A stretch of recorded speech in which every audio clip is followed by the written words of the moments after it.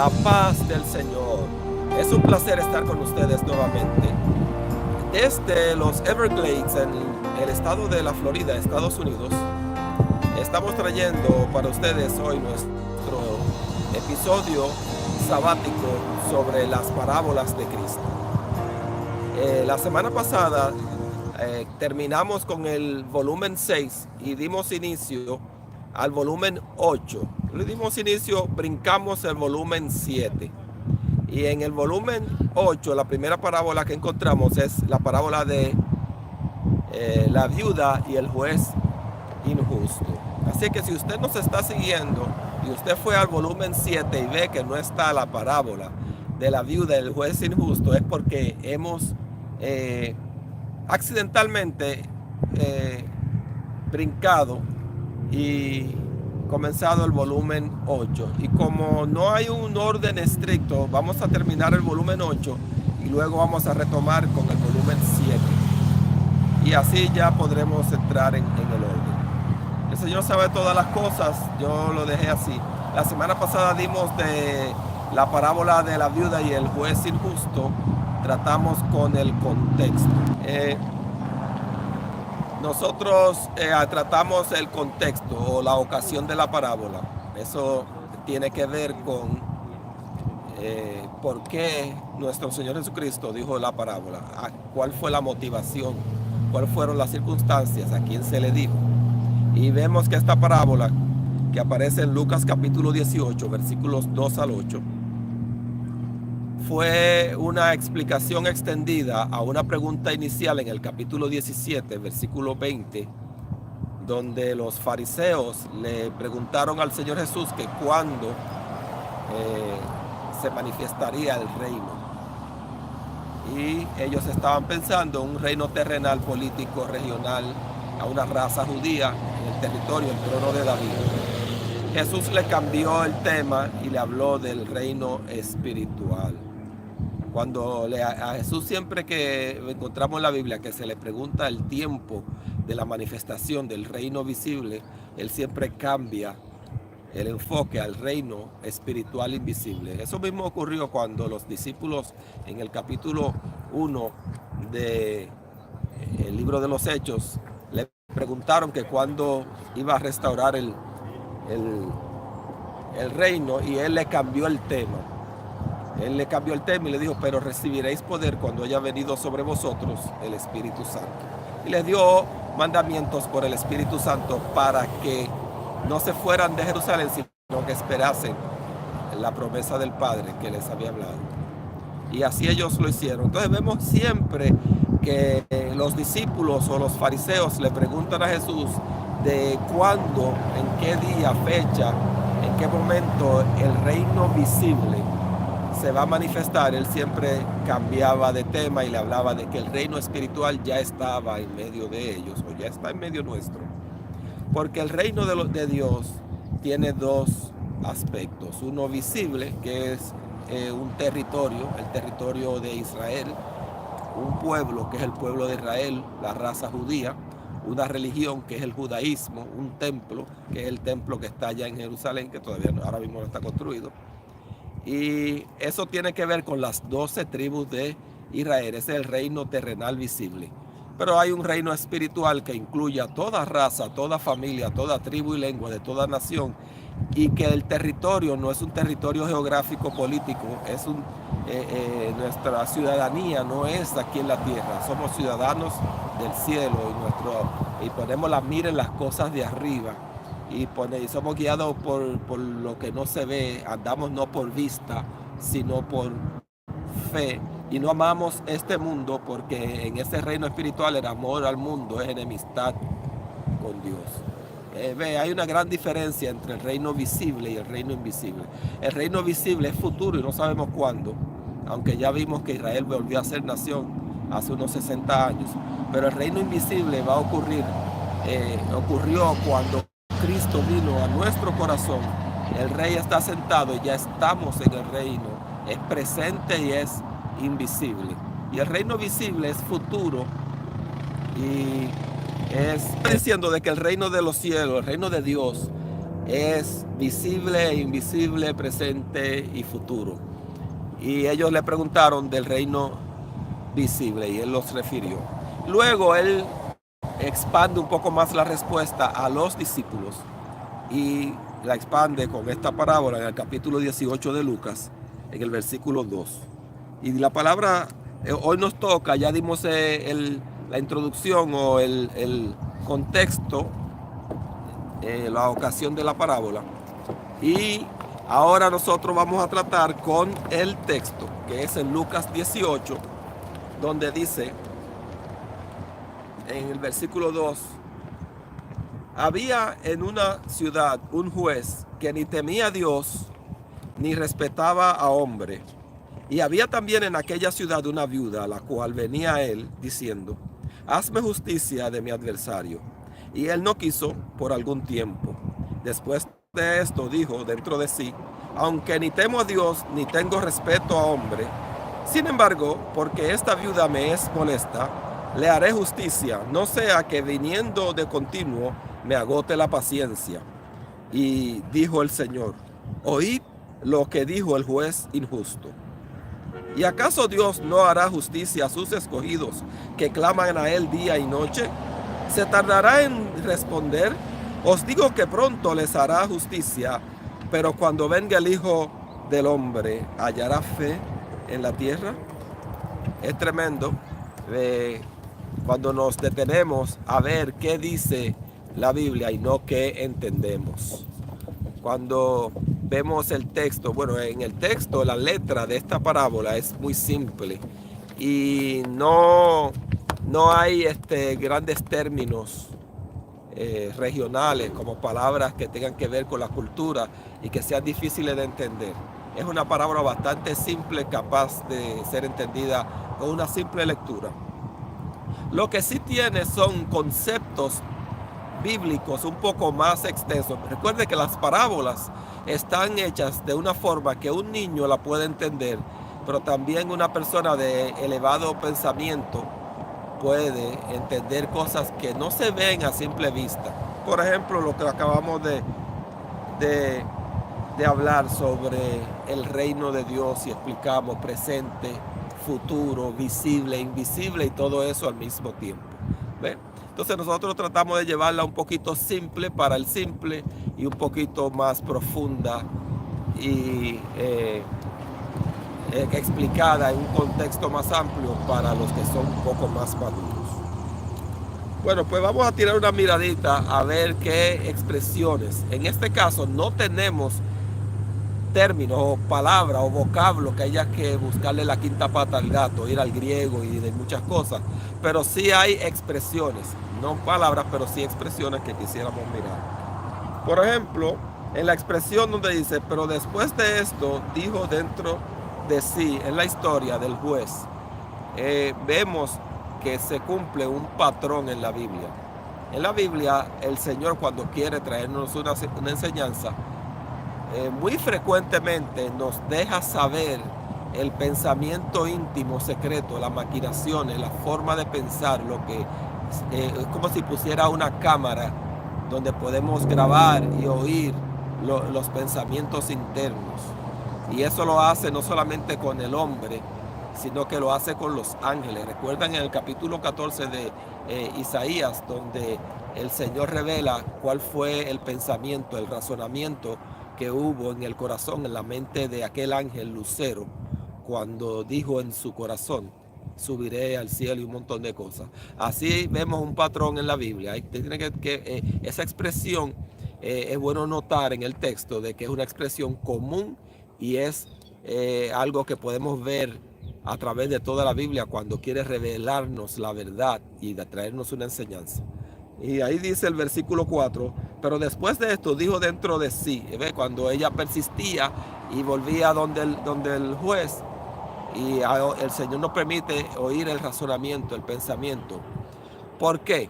Porque esta parábola viene a revelar el corazón del Padre. Es una parábola que revela la forma de ser de la persona del Padre, para que conozcas al Padre Celestial. Recuerda que Jesús está revelando al Padre, que nadie puede revelarlo. Nadie puede venir al Padre si no es a través de Jesús. Y Él está para que veas que se trata de un tratado que enseña sobre el Padre. Él te está diciendo lo que está la persona pensando en su corazón. Pero después de esto dijo dentro de sí. Solo Dios puede oír, grabar y reportar lo que una persona dice dentro de sí. Dios sabe lo que tú piensas, lo que yo pienso, tus maquinaciones. Antes de que tú digas y pienses algo, ya Dios sabe tu pensamiento.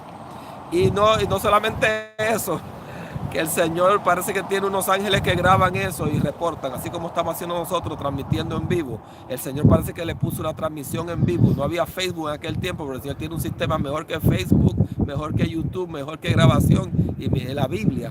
Y nos está dando una grabación de lo que ocurrió en la mente interior de ese juez. Otra expresión es cuando dice en el versículo 4, y él no quiso por algún tiempo. Eso está revelando posibles escenarios en la vida.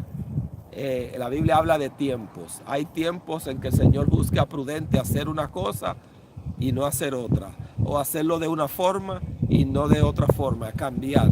Hay tiempos en que Dios trató con el hombre por la conciencia, trató por la ley escrita cuando se la dio a Moisés, y hoy está tratando a través de la gracia de nuestro Señor Jesucristo. ¿Ve? Hay tiempos.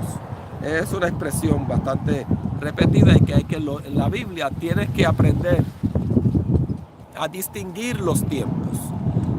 El tiempo en que Jesús está en la tierra y está hablando estas palabras a los discípulos es un tiempo que está bajo la ley. No es el mismo tiempo que encontramos a Jesús cuando se le aparece a Juan en la isla de Patmos y le da el mensaje del Apocalipsis, del libro de Revelaciones. En ese momento, ese es un Cristo que está resucitado y que está hablando en un tiempo de la gracia. El Cristo terrenal está hablando en un tiempo que está bajo la ley. Jesús es judío, nacido bajo la ley, cumpliendo la ley y diciéndole al que le pregunta cómo he de ser salvo, refiriéndoles qué está escrito, es decir, a la ley de Moisés, predicando el judaísmo. Entonces es bueno distinguir que hay tiempos y sazones. Y otra expresión más vemos en el versículo 5 donde dice viniendo de continuo. Dice que la viuda venía de continuo. En otras palabras, esa es la definición de una persona persistente, pujante. Y el Señor quiere que enfoquemos en esta forma de ser del que ora, porque si tú lees el versículo 1 del capítulo 18, dice que esta parábola Él se la dio para mostrarles a ellos la necesidad de orar siempre y no desmayar. Entonces la persistencia, porque no estés en el tiempo de ver los resultados que tú quieres ver, no significa que tienes que dejar de pedir y de orar. Tu persistencia, tu oración constante, tu fidelidad, eso ayuda a que la manifestación va a llegar tarde o temprano. Mira lo que sigue diciendo en el versículo 6, hay otra expresión. Y dijo el Señor, oíd lo que dijo el juez injusto. En Biblia, cuando la Biblia se detiene y te da un señalamiento, por ejemplo, en este caso, oíd, te dice, enfoca tu atención en esta historia. Y lo importante de la historia es lo que dice el juez injusto. Es decir, estoy revelando el corazón, la mente del juez injusto para enseñarte algo del corazón, de la mente de Dios Padre. ¿Te das cuenta? Jesús nos está diciendo a nosotros dónde debe estar nuestra atención en esta parábola. Es decir, que si tomamos esta parábola y nos centramos únicamente y exageramos en cuanto a la viuda y hablamos de la viudez y hablamos de la soledad y una mujer sin hombre y los niños y las deudas, pues estaríamos centrándonos en algo que no debemos de centrarnos cuando nos está diciendo precisamente que prestemos atención a eso.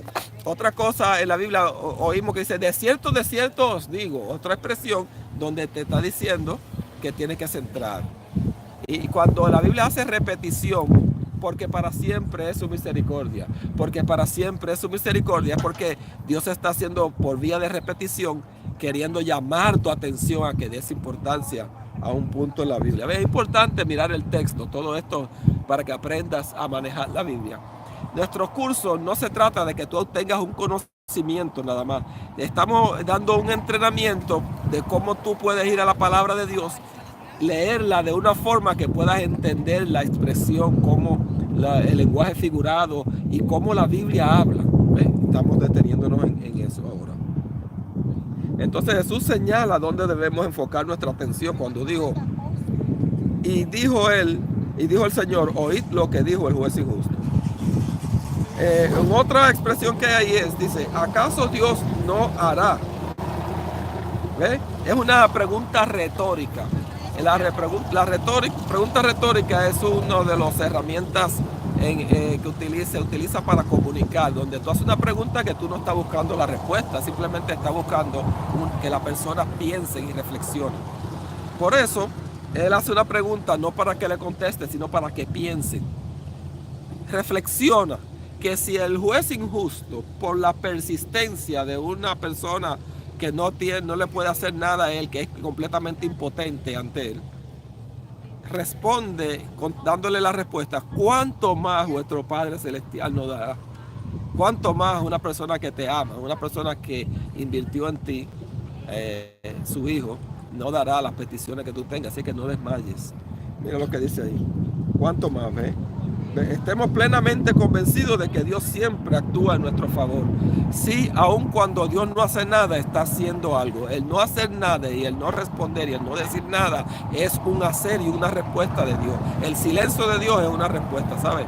Así que tranquilo, paz, que Dios es bueno. Si Dios es bueno y te va a responder, porque si este hombre malo, injusto, este juez injusto, respondió a la persistencia, ¿cuánto más? ¿Ve? Eso es lo que te quiere decir ahí. Otra expresión es, ¿se tardará en responderles? La respuesta automática a eso es en ninguna manera. En ninguna manera.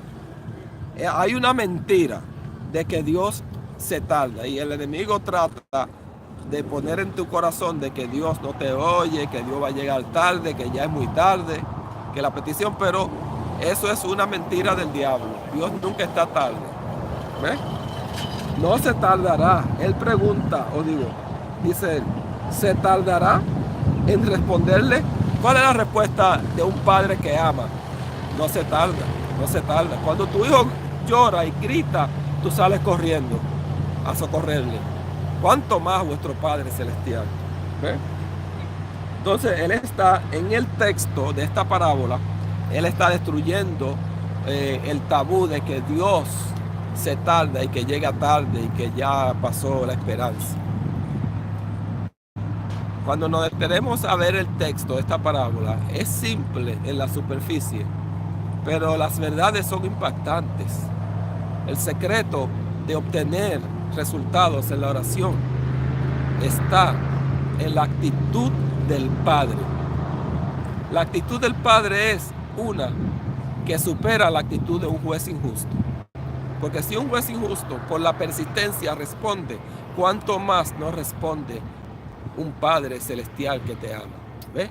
Así que oremos, sigamos siempre en oración, en comunicación, no te rindas. No, como él termina diciendo, hallará fe en la tierra, habrá alguien que confíe en él. Cuando pase el tiempo, cuando ya diga no hay esperanza. Y si algo no te contestó, es porque no te convenía. Y si oraste para pedir un bien o una persona o una situación y Dios no te contestó y no te dio esa respuesta, es porque te convenía que no lo tuvieras. Y él pregunta, cuando el Hijo del Hombre venga a la tierra, ¿hallará fe? ¿Hallará alguien que confíe en Dios? ¿Hallará una persona que verdaderamente reconozca y crea que el Padre le ama, que busca lo mejor para él? Habrá una persona que contendrá la confianza y se apoyará en el carácter y lo bueno que es Dios y el amor de Dios para estar contento y no enojarse con Dios y no irse y no abandonarle, sino seguir con él porque Él hace lo que más te conviene. Todo lo que Dios hace o deja de hacer es porque te conviene, es para tu bien. Así que piénsalo, que todas aquellas peticiones que Dios no te ha contestado, lo mejor para ti es que no te haya contestado. Si un hijo mío me pide a mí un cuchillo, un hijo de 5 años, si me pide un cuchillo afilado, un puñal, y me lo pide persistentemente, en llanto, en lloro, en besos y abrazos, por más que no importa cómo me lo pida, yo no se lo voy a dar. Y tal vez ese niño se quede con esa frustración de que no se lo di. Pero cuando crezca y pase un poco el tiempo y madure y mire hacia atrás, entonces va a entender que fue un acto de amor, un acto de cuidado, de consideración, el hecho de que el Padre no respondiera a esa petición. Yo le he pedido muchas cosas al Señor y no me la ha dado. Y yo no tengo que esperar, porque leyendo la palabra y viendo esto, ya no tengo que esperar llegar al cielo o estar en un nivel más avanzado para darme cuenta que Dios tiene razón en hacer o no hacer algo, en decir o callar. Ya yo aprendí y yo confío en la sabiduría, confío en su prudencia, confío en el amor de Dios, confío en el carácter del Padre, que es un juez bueno, que es un Padre celestial, que lo que Él haga está bien. Si me va bien, está bien. Si me va mal, está bien. Lo más importante es que mi relación y mi fe en Dios esté sólida. Eso es lo que importa. Recuerda que ya nosotros ganamos. El final de la película Dios nos lo ha dado. Y dice la Biblia, y los libros fueron abiertos y otro libro fue abierto, que es el libro de la vida. Y los que no se hallaron inscritos en el libro de la vida fueron lanzados al lago de fuego, ardiendo con azufre. Tú sabes que el final es que los que estamos inscritos en ese libro de la vida, en el libro del Cordero, ya ganamos. 1.000.000 de años después que estemos en la gloria, ¿qué importa si te casaste o no te casaste?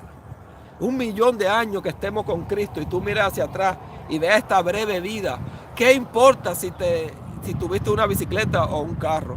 ¿Qué importa si tuviste hijo o no lo tuviste? ¿Qué importa si compraste casa o si rentaste? ¿Qué importa estas cosas tan pasajeras que nos parece como si fueran lo último y lo más importante, cuando nos espera un propósito eterno? Cuando Dios es tan grande, cuando el propósito de Dios es tan abarcador y la vida de nosotros aquí en la tierra es tan breve, tan insignificante en relación a lo que Dios quiere para contigo. ¿Qué importa? Hay que ver la perspectiva desde el punto de vista del corazón del Padre, que hace lo que más te conviene. Vamos a poner plena confianza en que Dios sabe lo que hace, sea que nos los dé o que no nos dé. Pero el Señor sabe lo que hace. Si me da, amén. Si no me da, amén. Aunque yo persista como la viuda, persisto. Pero siempre cuando persista, le voy a decir a Dios, Señor, estoy persistiendo como la viuda, pero tú sabes mejor. Siempre termino como Jesús. Padre, pasa de mí esta copa, mas no se haga mi voluntad, sino la tuya. Porque tú sabes lo que conviene. Tú sabes lo que conviene. Así es que vamos a aprender esta lección. La paz del Señor sigue adelante con nosotros. Comunica con otros. Puedes reunir un grupo en tu casa y coger y poner los videos y ir sobre las parábolas de Cristo. Son útiles para grupos en la casa. La paz del Señor sea contigo. También estamos en Facebook y estamos en YouTube. En el canal de YouTube aparece en Melquisedec Nueva Vida y en Facebook Melquisedec Nueva Vida. La paz del Señor. Amén.